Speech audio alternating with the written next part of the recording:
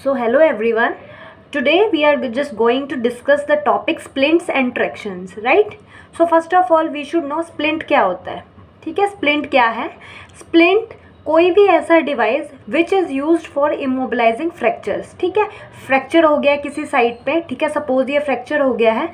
अब किसी प्लेस पे फ्रैक्चर हुआ, सपोज आरटीए हुआ, रोड ट्रैफिक एक्सीडेंट हुआ, तो वहाँ से पेशेंट को ट्रांसपोर्ट करते टाइम कुछ भी फर्दर इंजरी ना हो. सो दैट मीन्स जो स्प्लिंट है that can be used temporarily during transportation.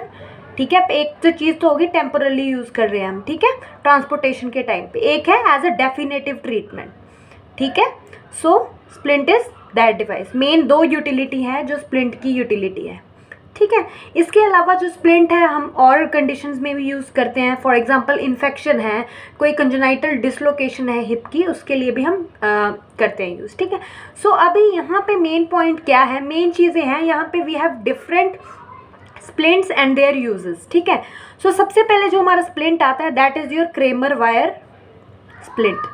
ठीक है, क्रेमर वायर स्प्लिंट आता है. जैसा इसका नाम है वैसी इसकी शक्ल है कुछ. ठीक है, इस तरह से we have to rods.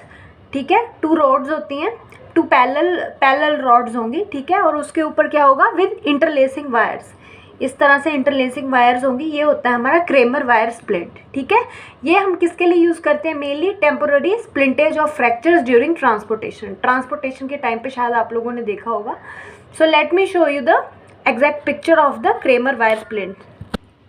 So this is the picture of the Cramer wire splint, how it looks like. ठीक है, ये है हमारा क्रेमर, दो पैरेलल बार्स हैं. ठीक है, उसके पास क्या इंटरलेसिंग वायर्स हैं.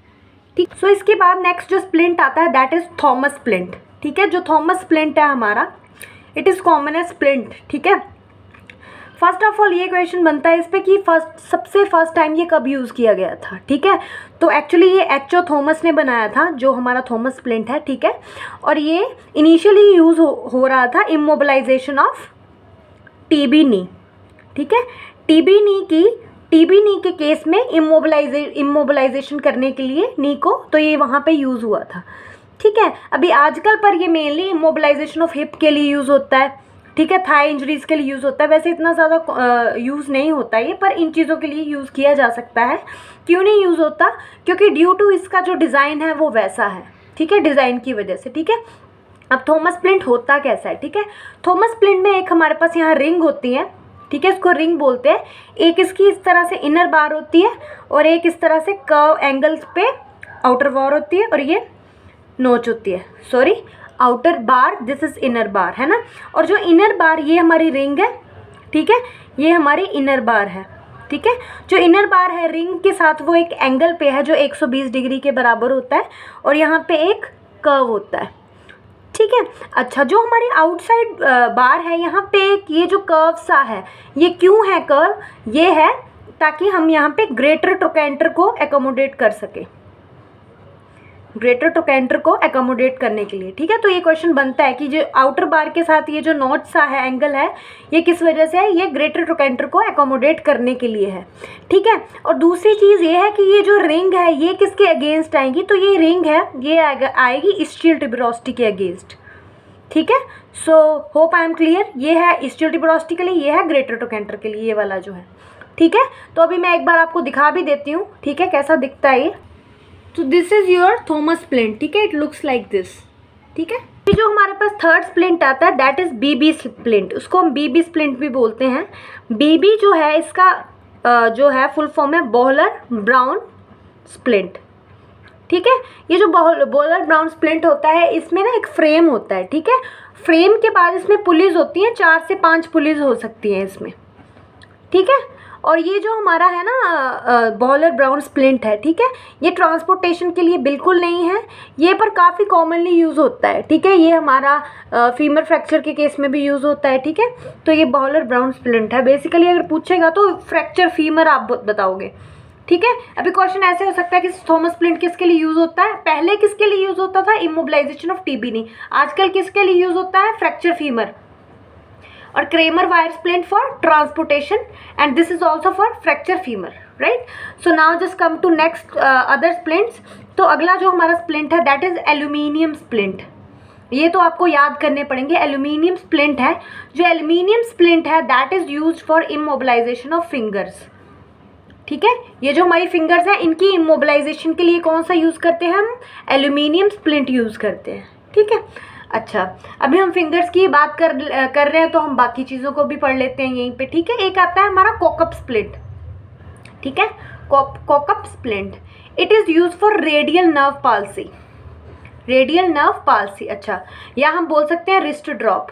सिंपल सी चीज़ है, रिस्ट ड्रॉप में क्या है, यानी रिस्ट है जो आपका फ्लेक्शन में चला गया ऐसे। ठीक है, you are unable to extend your wrist and fingers. ठीक है, तो ये किस केस में होगा? एज यू नो, जो हमारी एक्सटेंसर्स है रिस्ट के, फिंगर्स के, they are supplied by radial nerve. अब रेडियल नर्व को इंजरी होगी तो क्या जाएगा? हमारा जो हैंड है वो जाएगा रिस्ट ड्रॉप में, और जब रिस्ट ड्रॉप में जाएगा इसके लिए हमारे पास स्प्लिंट है cockup splint. Cockup splint for radial nerve palsy, right. अच्छा, एक आता है हमारा नकल बेंडर स्प्लिंट। क्या आता है? नकल बेंडर स्प्लिंट। ये हम यूज़ करते हैं नकल। ठीक है, यू है इसमें। ठीक है, यू मीन्स अल्नर नर्व। ठीक है, अल्नर नर्व पाल्सी के लिए। ठीक है, अभी नकल बेंडर का मतलब है हमारा हाथ की कुछ इस तरीके से हमें नकल को बेंड करना है, इसको बोलते हैं हम नकल्स। ठीक है, तो होता क्या है हमारा अल्नर नर्व पाल्सी के केस में हमारा जो टिपिकल हैंड बनता है वो बनता है claw hand. Claw hand deformity बनती है हमारी अल्नर नर्व पाल्सी के केस में। ठीक है, क्लॉ हैंड अगर आपको याद हो तो क्लॉ हैंड कैसा होता है? ये जो हमारे एमटीपी जॉइंट्स है ये यहाँ पे। ठीक है, इस पे होती है हाइपर एक्सटेंशन, और जो फिंगर्स के आईपी जॉइंट्स है उस पे होती है flexion. So this is the typical deformity which is called as claw hand deformity. MCP हो गए हमारे हाइपर एक्सटेंशन में, और हमारे जो आईपी जॉइंट्स है वो हो गए फ्लेक्शन में। So this is your claw hand deformity and knuckle bender splint is use for this thing, right. अच्छा, उसके बाद आता है अभी सेम, ये हमारा जैसे अभी क्या था, ये क्लॉ हैंड यहाँ पे हमने पढ़ा था रिस्ट ड्रॉप, ऐसे ही हमारा फुट ड्रॉप होता है। फुट ड्रॉप का मतलब पैर है जो हमारा प्लांटर फ्लेक्शन में चला गया, यानी कि डॉर्सी फ्लेक्सर्स हमारे वीक हो गए या पैरालिसिस हो गया। तो ये किस केस में होगा? जहाँ पे हमारे डॉर्सी फ्लेक्सर्स को जो नर्व सप्लाई कर रही थी, जब वो टूट जाएगी, वो खराब हो जाएगी। और ये नर्व कौन सी है? ये है आपकी कॉमन पेरोनियल नर्व। ठीक है, so foot drop in case of common peroneal nerve palsy, और we can say foot drop. ठीक है, तो इसके लिए कौन सा स्प्लिंट यूज होता है? इसके लिए हम स्प्लिंट यूज करते हैं toe raising splint, right, toe raising splint. ठीक है, अच्छा, और एक और स्प्लिंट आता है हमारे पास, Dennis Browne splint. Dennis Browne as that of, जो इस बंदे का नाम है जिसने बनाया है। ठीक है, ये आपको याद ही करना पड़ेगा। Dennis Browne splint that is for CTEV condition. CTEV is congenital talipes equinovarus. ठीक है, राइट, तो डेनिस ब्राउन स्प्लिंट यूज कर होता है उसके लिए। ठीक है, now let's come to splints of your this one, जो हमारे स्पाइन के हैं। ठीक है, इसमें सबसे पहले स्प्लिंट आता है हमारा, या वी कैन से है ना, ब्रेस है, कॉलर, और बोलते हैं 4 पोस्ट कॉलर। कॉलर पता ही है सभी को ये तो यार। ठीक है, नेक के मोबिलाइजेशन के लिए। अच्छा, एरोप्लेन स्प्लिंट आता है एक। एरोप्लेन कैसे बनता है? जब हमारा जो हैंड है वो ऐसे अबडक्शन में है। ठीक है, तो ये बनता है हमारा ब्रेकियल प्लेक्सस इंजरी के केस में यूज होता है। Don't get confused between aeroplane and aluminium. Aluminium था फिंगर्स के लिए, एरोप्लेन किसके लिए? हाथ के लिए। हाथ से हम एरोप्लेन बनाते थे ना छोटे होते वैसे। ठीक है, अच्छा, उसके बाद एक हमारा ब्रेस आता है सोमी ब्रेस। सोमी, ठीक है, that is sterno occipital mandibular immobilisation. ठीक है, I will show you later. SOMI brace होता है जो हमारा, वो यूज होता है सर्वाइकल स्पाइन इंजरी के लिए। ठीक है, let me show you SOMI brace. So this is your SOMI brace. ठीक है, एक जो हमारी प्लेट है वो स्टर्नम पे है, एक ऊपर हमारी देखो ध्यान से मैंडिबल पे है, एक पीछे ऑक्सीपिटल पे है, ऑक्सीपुट पे है। ठीक है, इसके बाद एक और ब्रेस आता है जिसको हम बोलते हैं टेलर्स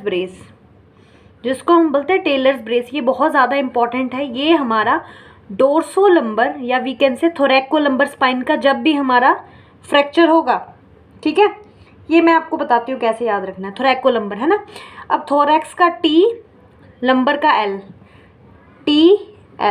टेलर T भी आ रहा है L भी आ रहा है, तो थोरैको लंबर स्पाइन के लिए टेलर्स ब्रेस यूज़ होता है।